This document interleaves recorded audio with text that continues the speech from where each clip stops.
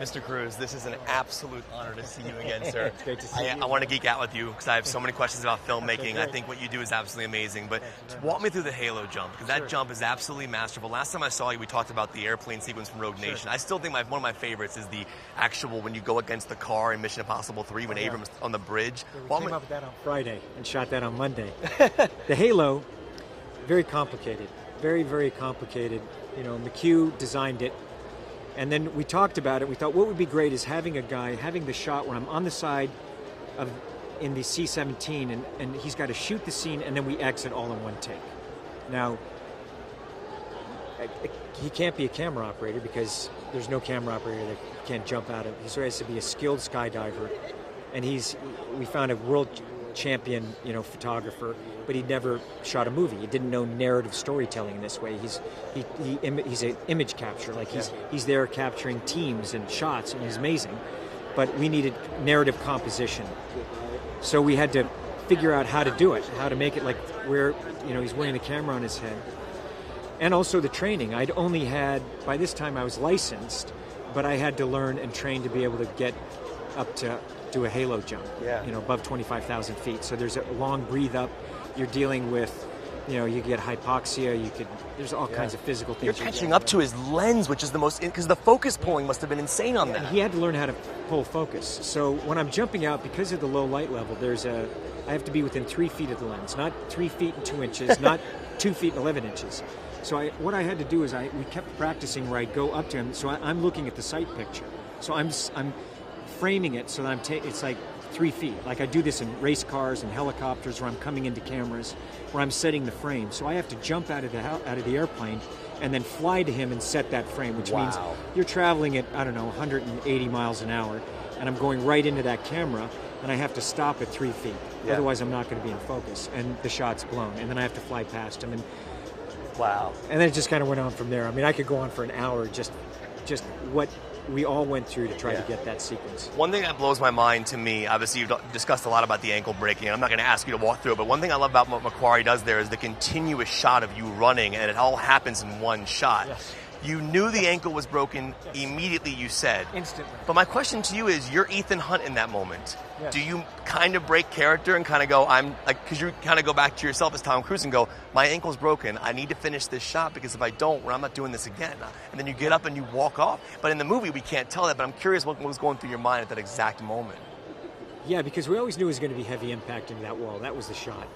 But when I broke it, yeah, definitely. I looked down, I'm just in character, but going. It's broken, but I know it's broken. I'm thinking, I've got to get past camera, and I got to run past camera as best I can. So I pull up and run past camera. But I'm also thinking at the same time about production, producing, shutting down. I got to call the studio. McHugh and I, we've got some work to do. Yeah. And last question for you: when you are on that motorcycle and you're going around the Arc de Triomphe, it's one of the most incredible things I've ever seen. I actually felt so much agitation in my stomach. But when But when you hit that car and you fly forward, how are they pulling that off? That is insane. Here's the thing: even the Arc de Triomphe was very tricky because we had it for about an hour, and the street was cold, and it was early in the morning, and there was light dew. So what I had to do is I had to have the bike with heat warmers on the tires. Whoa! They had to get as much stick on the tires and also the cars are coming at me, and I'm telling them also to hold their line. As the cars are circling around the Arc de Triomphe, I'm saying, please hold your line, and I'm going to go in and out, and I'm going to come really close to you. So I'm trying to, and I said, no matter what, don't break your line, So those guys are trying to hold the line away from me as I'm zigzagging, and then I would switch off the bike so that once I didn't have enough time, there's not enough stick on the road, so I had the guys driving the cars trying to warm up the pavement a little bit, trying to warm up my tires, and I had to hit the tire warmers on them, so I'd switch bikes.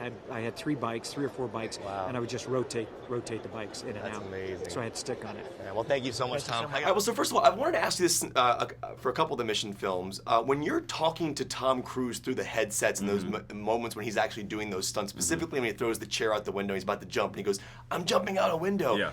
Are you actually having conversations at those moments, or is that just fully acting? Is somebody on the other end, or are you actually getting Tom's voice? It's usually, if we're in different places and Tom's not needed and he'll be off training or something, and it'll be Tommy Gormley, the first AD, or it'll be Chris McQuarrie, just throwing things at me to say. I remember when I first did Mission Impossible, the very first day I did Mission Impossible in 3, there was a scene where I'm guiding Ethan through Shanghai at the end of the film, and Tom offered to stay behind in the afternoon and do my offlines for me. And I remember thinking, wow, he's amazing, what a hero. He's offering to give up his own time. And now I've known him for 12 years, so I know that was bullshit. Now, I've watched so many special features on the Halo jump. It's absolutely one of the greatest cinematography elements I've ever seen. McQuarrie is just a genius. I've heard so much on the Tom Cruise aspect of it, but I'm curious about your performance in regards to what you were doing in regards to that sequence. I don't want to spoil anything, but can you walk me through what your training was, the jumping that you did as well? I did a lot of wind tunnel training. And when it came down to actually doing the jump, I've been saying throughout the entire production, I was like, I want to do this. Halo's great. I want to try it. And it got to the period where we're supposed to be jumping in Jordan, and the guys had been jumping for a while, doing all the camera tests and everything. It's a very, very complicated move, and there's a particular collision in the air which is violent. Insane. And that's when I was saying to them, I was like, okay, cool. So when are we doing this, and when do I get to do some practice dives with Tom? And they went, look, you're not allowed to do this one, because one, you'll either kill Tom and yourself, obviously second of importance, and the crew, and so you're not allowed to. And it was one of the biggest punches in the gut for me on this movie, but it has led me to the desire now to get my jump license in my own free time, and so the next time this comes around, I'll be able to get stuck in and do it as well. We did build the biggest wind tunnel ever made. Well, not tunnel, but it was like an tunnel. outdoor sort of thing. And me and my daughter came and watched Henry doing stuff on that, which just was kind of extraordinary. But Yeah. It's a lot of fun. Yeah. It was cool that McQuarrie actually went to the IMAX cameras for the ending with the helicopter sequence, and we've seen, this is in the trailer, so it's not a spoiler, but there's a shot where the helicopter is legitimately spinning, and you're like going like that. Can you talk about what that looked like when you were shooting that? Did they have you on like some type of rig? 'Cause it looked insane watching your feet kind of go The sideways. helicopter stuff is all practical. When you see me go 0G, it's because the helicopter's doing a dive or something, and it's real. We're doing the stuff, and it was at points afterwards when you think about it, you think, oh wow, yeah, that was could have done like that. Yeah.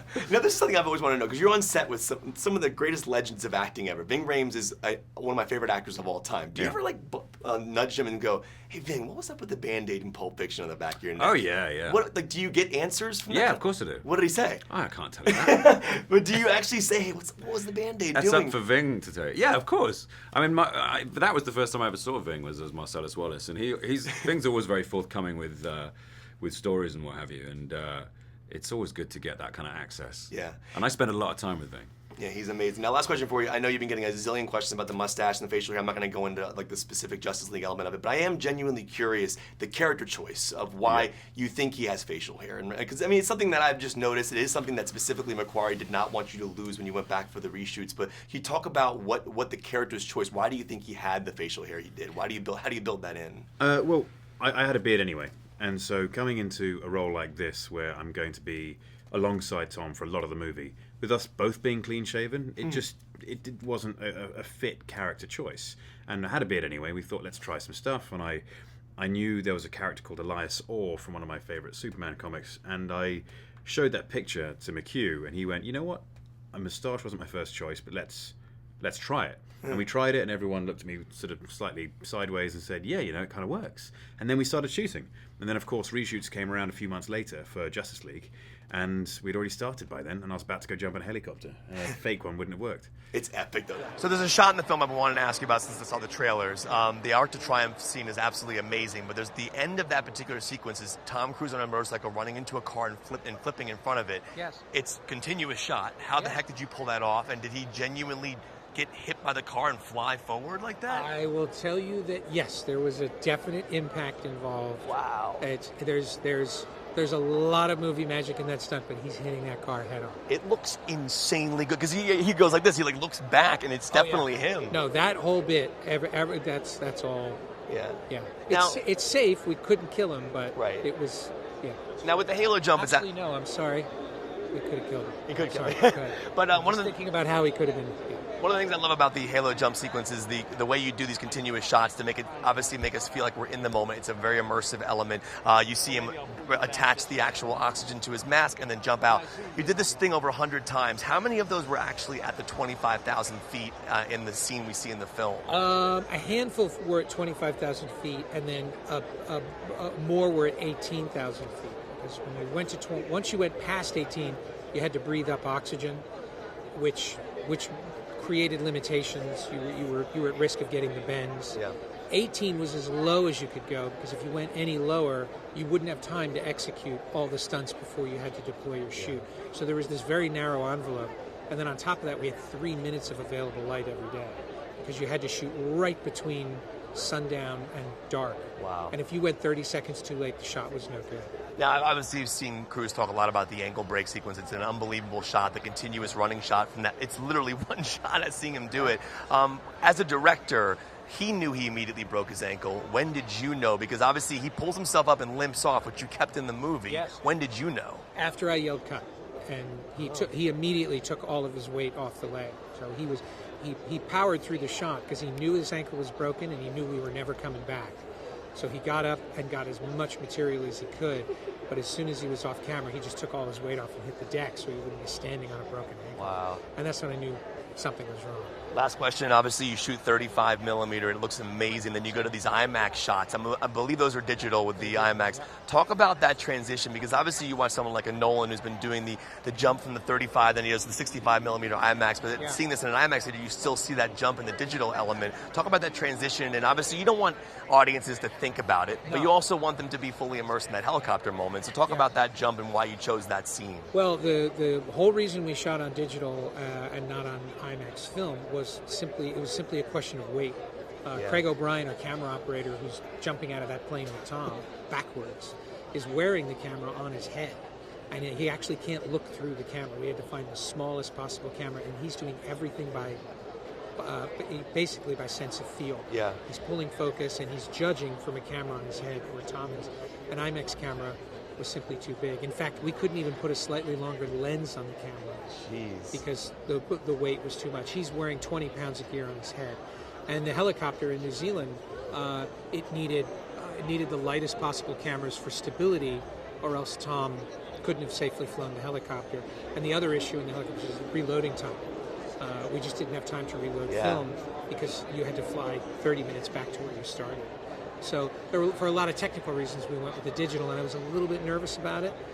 But the truth is, if we're doing our job and you're engrossed enough in the story, most people don't even notice the aspect ratio change. They don't see it go from widescreen to IMAX. It was insane seeing the focus shift in the airplane shot, because you could tell that they had to pull it a couple times, and some of it does go out and then back in. It's I was wondering, as a director, watching it go out, you still kept those shots in. We did, and we embraced it. What it was doing, it was giving sort of a real, almost documentary sense of style to it. And the challenge was there are actually 2 focus pullers.